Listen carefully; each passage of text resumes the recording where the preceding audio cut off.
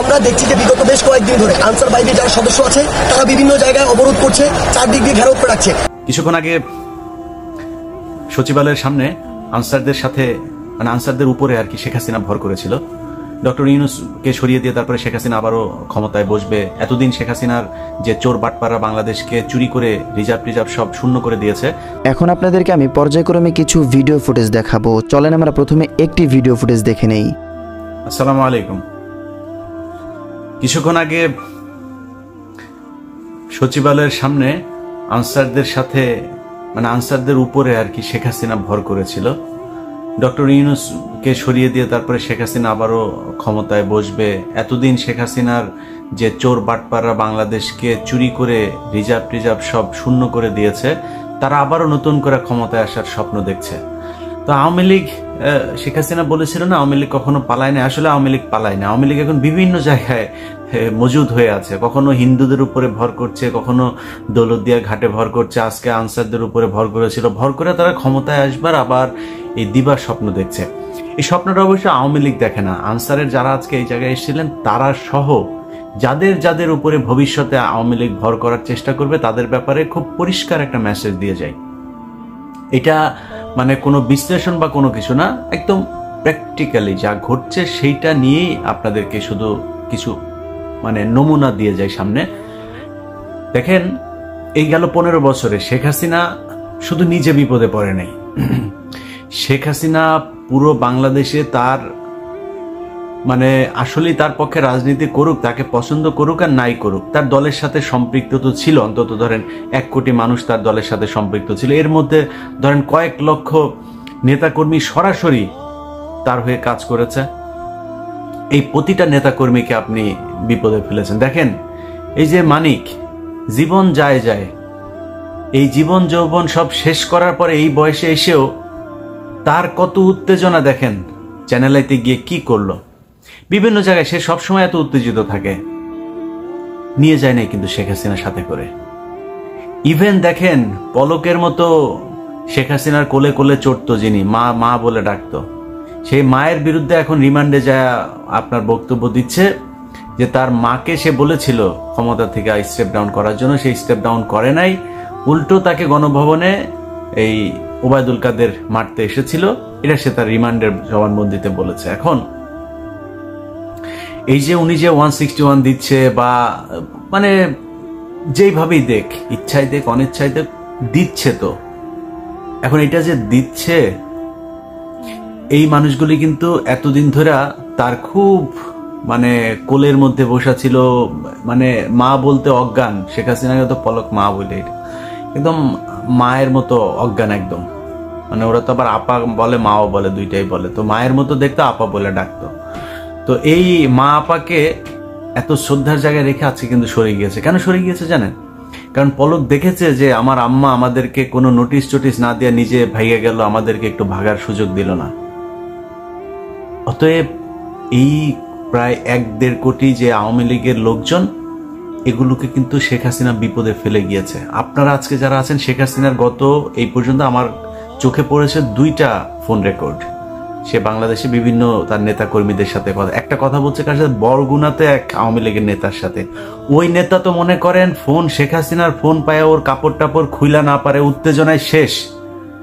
তো এই এত উত্তেজিত সেই নেতা, সে ওই লেভেলের না, শেখ হাসিনার ফোন রিসিভ করার মতো না, কিন্তু তাকে ফোন করেছে। এইটাতেই তার মনে করেন স্বপ্নদোষ হয়ে যাওয়ার অবস্থা। তো কেন শেখ হাসিনা তাকে ফোন করছে? কারণ শেখ হাসিনার এখন ওই জায়গাতেই ভর করতে হবে। উপর লেভেল তো সব মনে করেন আটক, এখনো ক্যান্টনমেন্টে, জেলখানায়, নানানভাবে নানান দিকে দেশ থেকে বের হয়েছে কিছু। এখন তো এই মিড লেভেলে এসেই তো তাকে কথা বলতে হবে। জেলা সভাপতি, উপজেলা সভাপতি, এই লেভেলের আওয়ামী লীগ নেতাদের সাথে তদ্দার কথা বলতে হবে। কিন্তু ওই ব্যক্তির যে উত্তেজনা আমি দেখলাম, এই ধরনের উত্তেজনা কিন্তু অনেকের ভেতরে হইতে পারে। সো উত্তেজনা করে জামা কাপড় নষ্ট না করে একটা জিনিস শুধু মাথায় দিয়ে রাখি, শেখ হাসিনা আপনাদেরকে উস্কানি দিয়ে আপনার জীবন নিরাপত্তাহীন করে তুলছে। শেখ হাসিনা সে নিজেও জানে সে যে ক্ষমতায় আসতে পারবে না। কেন জানেন? মানে আমার এই কথাটা সত্য কি মিথ্যা সেটা আপনি একটু নিজে চিন্তা করেন।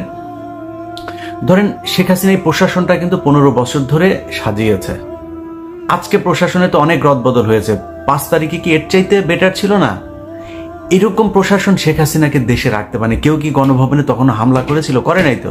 চারিয়ে তো গোলাগুলি করতে পারতো। সেনাবাহিনী যদি বন্দুক নিয়ে দাঁড়ায় থাকতো, কামান নিয়ে দাঁড়ায় থাকতো, কেউ যাইতে পারতো নাকি গণভবনে? সে থাকতে পারতো, কিন্তু থাকতে পারে নাই। দ্যাট মিনস আপনাকে বুঝতে হবে যে এইখানে একটা বিশাল একটা শক্তি কাজ করেছে। আমি মানে আল্লাহর উপরে অবশ্যই শুকরিয়া, আল্লাহ সবকিছুর পরিকল্পনা করে থাকেন। তো বিশাল একটা শক্তির মাধ্যমে কিন্তু শেখ হাসিনার পতনটা হয়েছে। এত সহজে মনে করার কোনো কারণ নাই ডক্টর মোহাম্মদ ইউনূসকে ছাত্ররা মারামারি করে তারপরে গণভবন দখল করে ফেললো আর ডক্টর মোহাম্মদ ইউনূস বসে পড়লো। এত সরলীকরণ করলে কিন্তু ভুল করবেন। দেশ এখনো কোন দিকে যায়, কি হয়, সেটা নিয়ে অনেক কিছু দেখার আছে আমাদের। যেটা আমি ব্যক্তিগতভাবে যেই স্বপ্ন দেখি যে ভারতের বিরুদ্ধে একটা সরকার থাকবে যারা ভারতকে কড়া জবাব দেবে, সেটাই দিচ্ছে ডক্টর মোহাম্মদ ইউনূস। আমি হ্যাপি, আমার কোনো সমস্যা নাই। যারা উপদেষ্টা আছে তাদের নিয়ে আমার কোনো সমস্যা নাই, আমি চাই এরা দেশ চালাক। তো ধরেন এই সরকারটাকে যে 5 তারিখে তারা সরাইতে পারেনি, এখন আজকে এসে আরেক মাসের 5 তারিখ হইতে যাচ্ছে, তখন আনসারদেরকে দিয়ে সচিবালয়ে অঘটন ঘটায় সরকার পতন করে ফেলবে, এই স্বপ্ন কিন্তু দেখা কাপড় চোপড় নষ্ট করেন না। তো আমি এই কথাটা বলার জন্যই আজকে আপনাদেরকে এই ভিডিওটা শর্ট তৈরি করা, যে এই পর্যন্ত যত মানুষকে শেখ হাসিনা নতুন নতুন করে এইভাবে করার চেষ্টা করছে, আপনার দেশের পরিস্থিতি ঘোলাটে করার চেষ্টা করছে, তারপর আপনাদেরকে বুঝাচ্ছে যে হ্যাঁ এরকম করবা এরকম করবা, এরপরে তোমার পেছন পেছন দেখবা সেনাবাহিনীর কামান টামান সব চলে আসছে, এসে দেখবা ডক্টর মোহাম্মদ ইউনূসের সাথে যুদ্ধ করা শুরু করে দিয়েছে, আবার আমাকে দেশে নিয়ে গেছে। এই স্বপ্ন যাদেরকে দেখাচ্ছে তাদের জন্য এই কথাগুলো বললাম, যে শেখ হাসিনা না অবস্থা দেখেন না, ভারতেও কি হয় সেটাও দেখেন। আপনাকে আবারও বলি, বাংলাদেশের আজকের যে পরিস্থিতি, এটা খুব সহজভাবে এই জায়গায় চলে আসে নাই। হেফাজতের 5ই মের রাতে 10 লক্ষ 15 লক্ষ মানুষ ঢাকায় ঢুকে নাই। শেখ হাসিনা কি করেছে? হোয়াই নট 4 তারিখ রাতে সেটা করলো, হোয়াই নট 5 তারিখ দিনে সেটা করলো? করে নাই কেন? কিসের জন্য করে নাই? কিছু একটা আছে, ব্যাপার কিছু একটা আছে, সেগুলো নিয়ে বিস্তারিত আলাপে যাইতে চাই না। আলাপ একটাই, সেটা হইছে আপনার উপরে যেন আওয়ামী লীগ আর ভর করতে না পারে। এই ব্যাপারে খুব সাবধানে থাকতে হবে। আপনি ব্যক্তিগতভাবে ক্ষতিগ্রস্ত হবেন, আনসারে চাকরি করেন, তারপরে হিন্দু যারা এর আগে ভর করতে দিয়েছিলেন আওয়ামী লীগকে, আপনাকে এলাকায় ফিরে যেতে হবে, আপনার এলাকায় মুসলমানদের সাথেই আপনাকে থাকতে হবে। সো তাদের সাথে সম্পর্কটা কেমনে ভালো করা যায় সেই ব্যবস্থা করেন। আমরা মিলেমিশে সম্প্রীতি নিয়ে থাকতে চাই। হিন্দুরা আমার ভাই, আনসাররা আমার ভাই, পুলিশ আমার ভাই, সবাই আমার ভাই। যারা সরাসরি হত্যাকাণ্ডের সাথে সম্পৃক্ত না হয়েছেন তাদের কোনো সমস্যা হবে না, আপনারা মেনে নেন। এটা মেনে যদি না নেন তাহলে পরিস্থিতি আরো ভয়ানক হবে, আরো খারাপ হবে। আজকে যে আনসাররা গিয়েছেন, আপনাদের তো এখন ক্যামেরা ফুটেজ দেখে দেখে আপনাদের বিরুদ্ধে ব্যবস্থা নেবে, কি করবেন? আপনাদের বস এসে বাঁচাবে? আপনার বসের সমস্যা আছে?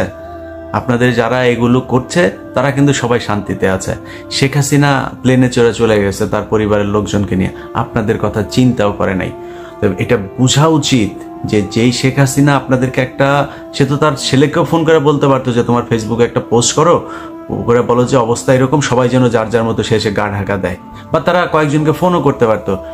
মানে আনিসুল হকের মতো চামচা, সালমান এফ রহমানের মতো চামচা পর্যন্ত ধরা খেয়ে গিয়েছে। আপনি বুঝতে পারছেন? যেটা শেখ হাসিনার, শেখ রেহানার মূল ক্যাশিয়ার এই সালমান এফ রহমান আর এস আলম, এই দেশ থেকে যাইতে পারেনি, ধরা পড়ে গেছে। আপনি বুঝতে পারছেন যে আপনার অবস্থান কোথায় এই শেখ হাসিনার কাছে? সে বাংলাদেশে তার বাপের হত্যার প্রতিশোধ নিতে এসেছে, বাংলাদেশকে সে আরেক দেশের হাতে তুলে দেওয়ার জন্য এসেছিল, বাংলাদেশ গড়তে সে আসে নাই। এক একটা প্রকল্প এই যে দেখে যাদের অনেকেই এগুলি বলে থাকেন যে অনেক উন্নয়ন হয়েছে এই সেই, আর একটা উন্নয়ন কি? শেখ হাসিনার বাপের টাকা দিয়ে হয়েছে, আমার বাপের টাকা দিয়ে হয়েছে, তোমার বাপের টাকা দিয়ে হয়েছে, শেখ হাসিনার বাবার টাকা দিয়ে নেই। শেখ হাসিনা এখানে এক এক প্রকল্প থেকে 5 বিলিয়ন 10 বিলিয়ন করে তারা হাতিয়ে নিয়েছে।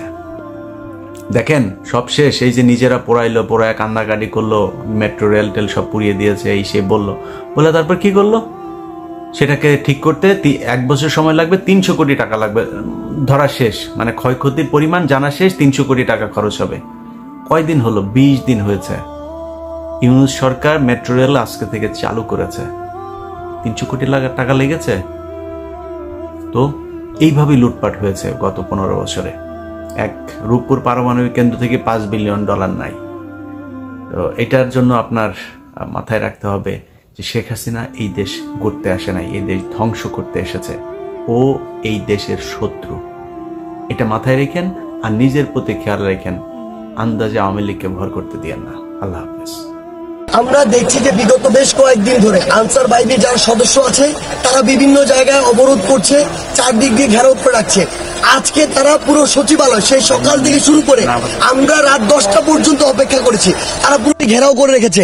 আমরা 16 বছরের ফ্যাসিস্ট সরকার অবসান ঘটিয়েছি, একদিনের জন্য এই সচিবালয় ঘেরাও করিনি। কারণ পুরো রাষ্ট্র কাঠামো সচিবালয় থেকে পরিচালিত হয়। আমি যদি এই রাষ্ট্র কাঠামোর গলা চেপে ধরি তাহলে রাষ্ট্র চলবে কিভাবে, আমার ডিসিশনগুলো মেক হবে কিভাবে, আমার পলিসিগুলো বাস্তবায়ন হবে কিভাবে, এগুলো চিন্তা না করে তারা সেই সকাল থেকে শুরু করে রাত 10টা পর্যন্ত চারপাশে এটি অবরোধ করে রেখেছি। আমরা এসেছি তাদের ওই কথা বলতে, আমরা তাদের একাধিক দলকে নিয়ে এসেছি, একবার 7 জনের দলকে নিয়ে এসেছি, একবার 17 জনের দলকে নিয়ে এসেছি, তারা আমাদের সাথেই ছিল। কিন্তু তাদেরকে যখন আমরা বলেছি তাদের অধিকাংশ দাবি মেনে নিয়েছি এবং বলেছি যে এই অভ্যুত্থানের এখনো 20 দিন হয়নি, আপনারা যদি আপনাদের এই দাবিগুলো জানান সমস্যা নেই, এই দাবিগুলো রাষ্ট্রের অবস্থা স্থিতিশীল হওয়ার পরে জানান, অবশ্যই এই দাবি নিয়ে কথা হবে। আপনাদের দাবিগুলো যৌক্তিক যদি হয় আমরা সেগুলো অবশ্যই মেনে নেওয়ার জন্য যা করার আমরা আমাদের পক্ষ থেকে করব। কিন্তু তারা আজকে সকালে এখানে ঘেরাও করেছে, আজকে তাদের সকল দাবি মানতে হবে, হোক যৌক্তিক হোক অযৌক্তিক। তাদের প্রতিনিধি দল যখন আমাদের সাথে একাত্মতা ঘোষণা করেছে ওইখান থেকে কিছু উস্কানিদাতা, আমরা মনে করি তারা ওই পরাজিত শকুন, যেই শকুনরা রাষ্ট্রের স্থিতিশীলতা চায় না, যেই শকুনরা চায় রাষ্ট্র আবার ওই ফ্যাসিস্টদের হাতে যাক, তারা ওইখান থেকে উস্কানি দিয়ে আমরা যারা আমাদের সাথে একাত্মতা ঘোষণা করেছে তারা তাদেরকে বর্জন করেছে এবং বাকি যারা ছিল সকলকে উস্কানি দিয়েছে। আমাদের কাছে মনে হয়েছে এটি একটি বৃহৎ পরিকল্পনার অংশ। তারা এক এক সময় এক একবার বিভিন্ন পরিকল্পনা করেছে, ছাত্র জনতা প্রত্যেকবার রুখে দিয়েছে। আজকে তারা এখানে মাননীয় প্রধান উপদেষ্টা থেকে শুরু করে মাননীয় যত উপদেষ্টা ছিল কিংবা এই সচিবালয়ের পুরো রাষ্ট্র কাঠামোর আমলাতন্ত্রের যতজন কর্মকর্তা কর্মচারী ছিল সবাইকে আটকে রেখেছে। যদি আটকে রাখা হয় তাহলে এই রাষ্ট্র কাঠামো ফাংশন করবে কিভাবে? আলটিমেটলি তাদের উদ্দেশ্য ছিল এই রাষ্ট্র কাঠামোর ফাংশনটিকে বন্ধ করা। কিন্তু তারা ভুলে গিয়েছে যে এই ছাত্র জনতা আজকে থেকে কয়েকদিন আগে 16 বছরের ফ্যাসিস্টকে গলা ধরে নামিয়েছে, পতন করিয়েছে, দেশ থেকে বিতাড়িত করেছে। তারা কয়েকশো আর কয়েক হাজার এসে মনে করছে ছাত্র জনতা মনে ঘুমিয়ে পড়েছে। তাদেরকে আমরা স্পষ্ট করে বলে দিতে চাই, আর যদি সচিবালয়ের আশেপাশে এরকম কোন নরপিশাচকে আমরা দেখি যারা রাষ্ট্র কাঠামোকে ব্যাহত করতে চাইবে তাহলে সচিবালয়ের আশেপাশে তাদের কোনো অস্তিত্ব থাকবে না। আমরা স্পষ্ট করে বলে দিতে চাই, আপনাদের যদি কোনো দাবি থাকে রাষ্ট্র আগে স্থিতিশীল অবস্থা আসুক, আপনাদের যৌক্তিক দাবি নিয়ে যে লজিক্যাল ওয়েগুলো রয়েছে সেই ওয়েতে আপনারা অ্যাপ্রোচ করুন। তারপরে যদি আপনাদের যৌক্তিক দাবি না মানে হয় তাহলে আমরা যারা আছে আমরা আপনাদের সাথে দাঁড়াবো। কিন্তু আজকে যারা এই চক্রান্ত করেছে আমরা স্পষ্ট করে বলি তারা আনসার বাহিনীর সদস্য নয়, তারা চক্রান্তকারী।